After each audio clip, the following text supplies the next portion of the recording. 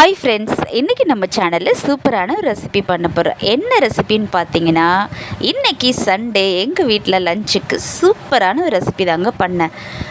நெய்மீன் கருவாடும் வாழை கருவாடும் உருளைக்கிழங்கும் போட்டு சூப்பரான ஒரு கிரேவி தாங்க பண்ணியிருக்கேன். வாங்க வீடியோக்குள்ளே போகலாம். பிடிச்சிருந்தால் லைக் பண்ணுங்கள், ஷேர் பண்ணுங்கள், சப்ஸ்கிரைப் பண்ணுங்கள். தேங்க்யூ, பாய்.